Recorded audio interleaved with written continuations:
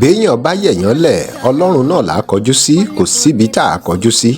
Jagunjagun ọ̀run ju jagunjagun ayé lọ òun. Ìgbà tí bàbá kọjú sógiri, bàbá ní kọ́lọ́run ṣàánú, ọlọ́run náà ni. Béèyàn bá ṣe bí ọlọ́run ọba, ènìyàn lè dàbí ọlọ́run. Ọlọ́run ni ọlọ́run máa jẹ́. Ọlọ́run á gbé yín lékè bàbá. Sunday Igboho lẹ́rí tí ó ń fẹsẹ̀ rajó nínú fọ́nrán tí à ń wò yìí. Sunday Igboho is a Yoruba activist who rose to prominence in 2021 for leading a campaign to evict herdsmen from the southwest region of Nigeria, and he was subsequently declared wanted by the Nigerian government and forced to flee the country. He is currently in exile in Benin Republic. Benin Republic ní Sunday Igboho wà báyìí.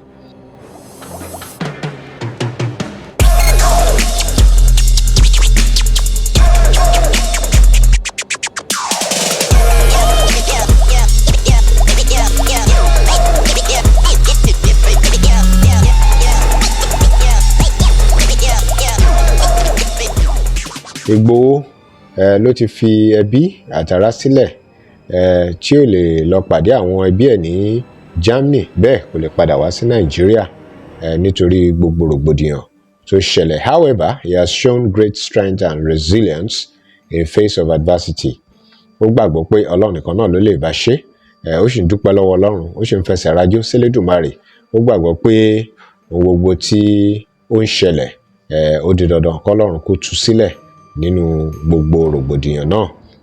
He has placed his trust in God and has continued to fight for the right of the Yoruba people. The fact that Igboho is wearing a military combat shirt shows that he is a fighter. Tẹ́ bá wo ṣòkòtò tó wọ̀, ẹ rí pé ṣòkòtò àwọn ológun ni, tó fi hàn dájúdájú pé jagunjagun ni Sunday Igboho. Ó dẹ̀ jẹ́ èèyàn kan tí ó bẹ̀rù láti jà fún ẹ̀tọ́ àwọn ọmọ ènìyàn.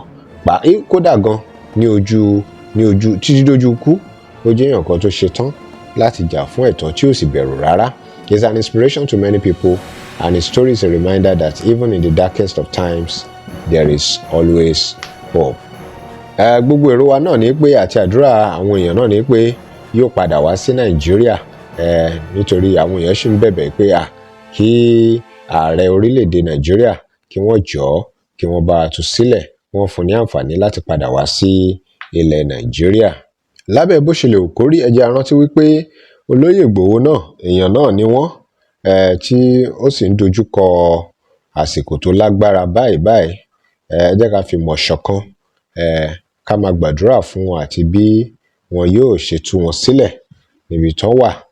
It is important to remember that Igboho is a human being who is going through a very difficult time, and of course people should try as much as possible to show him compassion and support.